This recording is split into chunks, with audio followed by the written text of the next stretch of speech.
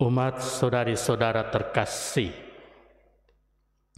hari ini hari Minggu biasa yang ke-23, sekaligus hari Minggu Kitab Suci Nasional, membuka apa yang kita sebut bulan Kitab Suci Nasional selama bulan September ini. Tema bulan Kitab Suci Nasional tahun 2021 adalah Yesus, sahabat seperjalanan kita. Apa artinya? Dua hal dikatakan dari tema ini, dipahami dari tema ini. Pertama, Yesus sebagai sahabat. Dan kedua, Yesus berjalan bersama dengan kita. Ada banyak orang menjadi sahabat, tapi belum tentu dia mau berjalan bersama kita. Sahabat sejati artinya dia harus berjalan bersama dengan sahabatnya dalam suka maupun duka. Karena itu sahabat sejati dikatakan akan diuji ketika sahabatnya itu mendapat kesulitan dan kita hadir. Disitulah sahabat yang sejati. Kalau sahabat kita hanya mau berteman ketika kita ada sukacita, ada kegembiraan, mendapat pemberian dari dia, dan kita berteman dengan dia. Tapi dikala dia susah dan menderita, kita meninggalkan dia. Itu bukan sahabat sejati. Saudari-saudara umat yang terkasih, Yesus sekaligus sahabat, menjadi teman, tapi sekaligus berjalan setia bersama kita dalam untung dan malang. Begitu Yesus buktikan selama dia hidup, dia menolong orang-orang susah. Dia menyembuhkan rupa-rupa penyakit. Dia memberikan berkat bagi semua orang. Umat saudari-saudara terkasih, dalam konteks bulan Kitab Suci Nasional ini dengan tema Yesus, sahabat seperjalanan dengan kita, maka bacaan-bacaan hari ini memberikan inspirasi kepada kita untuk mengerti bagaimana menjadi sahabat yang sejati. Bagaimana Tuhan menjadi teman, sahabat, dan berjalan bersama dengan kita. Seperti biasa, saya suka mengangkat 3 inspirasi yang moga-moga boleh menggerakkan diri dan hidup kita agar kita boleh ada bersama dengan orang lain. 3 inspirasi ini saya ambil dari 3 bacaan hari ini. Inspirasi yang pertama dari bacaan pertama. Dan dikatakan dalam kitab Nabi Yesaya, kuatkanlah hatimu, jangan takut. Ini firman yang disampaikan oleh Nabi Yesaya kepada orang-orang Israel yang dibuang di tanah Babilonia. Di tempat pembuangan itu, mereka merasa terpisah jauh dari Tuhan. Mereka merasa terpisah jauh dari sesamanya. Dan mereka mengalami pergumulan yang sangat dalam, merasa ditinggalkan oleh semuanya. Dan disinilah Nabi Yesaya datang dengan firman Tuhan, kuatkanlah hatimu, jangan takut. Dan benar terjadi pada tahun 538, orang-orang Israel yang dibuang di tanah Babilonia itu pulang kembali ke tanah airnya Israel, dan mereka mengalami sukacita. Tuhan sungguh hadir, dan dikatakan di sini orang buta melihat, orang tuli mendengar, orang lumpuh berjalan. Satu berkat Tuhan kembali dialami oleh bangsa Israel karena Tuhan dekat dengan mereka dan mereka dekat dengan Tuhan. Jangan takut, kuatkanlah. Jangan takut, kuatkanlah hatimu. Pesan rohani apa yang mau dikatakan kepada kita? Refleksi apa yang baik kita renungkan di bagian inspirasi yang pertama ini? COVID-19 semua 2 tahun.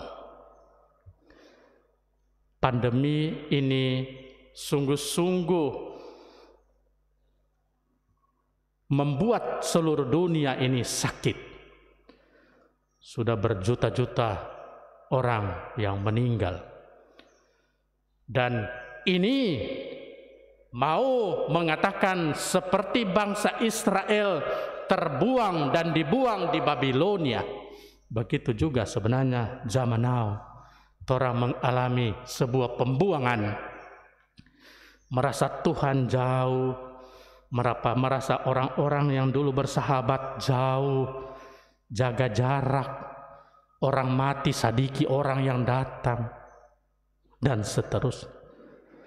Pandemik ini seperti mau mengatakan situasi Babilonia juga kita alami sekarang ini. Umat saudari-saudara terkasih, dalam situasi yang mencekam, virus corona varian baru, varian Delta sudah datang, dan Presiden Jokowi sudah bilang akan datang lagi varian berikut. Sudah dirilis oleh WHO. Umat saudari-saudara terkasih, dalam situasi seperti ini, maka firman Tuhan berbicara kepada kita, jangan takut, kuatkanlah hatimu. Tuhan ada beserta kita. Dan ini meminta kita jangan jauh dari Tuhan. Seperti bangsa Israel jauh dari Tuhan, mereka mengalami rupa-rupa kepedihan. Dan disinilah pentingnya bagi kita di saat situasi seperti ini, jangan pernah jauh dari Tuhan. Memang kita diminta jaga jarak, tapi jangan jaga jarak dengan Tuhan. Ada banyak orang karena jaga jarak dengan Tuhan dia jaga jarak. Umat saudari-saudara kasih, pesan utama bagi kita dengan inspirasi yang pertama adalah jangan pernah jaga jarak dengan Tuhan. Amin. Inspirasi yang kedua dari bacaan yang kedua, surat Rasul Yakobus. Yakobus bilang begini, janganlah iman kamu amalkan dengan memandang muka. Iman memang harus dipraktekkan. Iman harus dibuktikan lewat perbuatan. Karena iman tanpa perbuatan adalah mati. Tapi Yakobus bilang, jangan ngoni pandang muka. Jangan ada anak tiri. Jangan ada anak emas, anak perak, anak tembaga, dan seterusnya. Jangan diskriminatif dalam kehidupan beriman. Itu pesan Yakobus. Yesus sahabat seperjalanan dengan kita mau mengatakan Yesus tidak diskriminatif. Dia sahabat semua orang. Dia membantu semua orang. Tidak pilih-pilih kasih. Dan itulah iman yang baik dan benar. Maka refleksi bagi kita dengan inspirasi yang kedua ini adalah jadilah sahabat bagi semua orang tanpa pilih kasih. Memang kadangkala orang merasa normal kalau orang beda-bedakan. Tetapi Tuhan mengajarkan orang jangan pilih kasih dalam kehidupan ini. Orang sama-sama manusia, cuma beda nasib. Ketika mati ternyata sama semua, tidak ada beda. Tidak ada beda orang kaya, orang miskin, orang susah, orang tidak susah. Kalau mati tidak ada apa-apa lagi. Umat saudara-saudara terkasih, pesan rohani bagi kita pada inspirasi yang kedua ini, jadilah sahabat bagi siapapun tanpa orang pilih kasih. Amin. Inspirasi yang ketiga saya ambil dari Injil hari ini. Yesus bilang begini, atau banyak orang kagum dengan mukjizat yang Tuhan buat, menyembuhkan orang yang bisu dan tuli itu, mulai mendengar dan berbicara, lalu mereka bilang begini sama Tuhan Yesus, Ia menjadikan segala-galanya baik. Yang tuli dijadikannya mendengar, yang bisu dijadikannya berbicara. Tuhan membuat segala-galanya baik adanya. Luar biasa. Tuhan ternyata tidak hanya satu kali berbuat baik. Tuhan tidak hanya satu kali dia melaksanakan kebaikan dalam hidupnya selama dia ada di tengah-tengah manusia. Dia berbuat segala-galanya baik. Pesan apa bagi saya?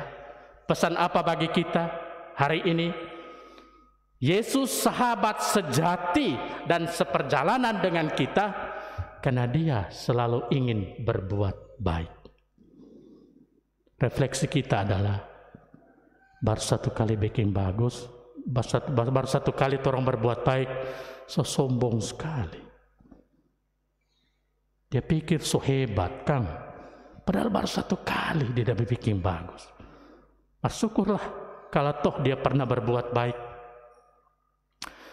Umat saudari-saudara terkasih, panggilan kita selama hidup di dunia adalah orang selalu diminta Tuhan, berbuatlah yang baik bagi sesama kita. Dengan kata lain, jangan pernah menyesali orang berbuat baik. Ada orang kaya sekali, semua dia punya, ketika mati tidak bawa apa-apa kok. Cuma bawa ukuran 2x1, sama semua, peti jenazah. Selama kita hidup, inilah pesan Injil hari ini.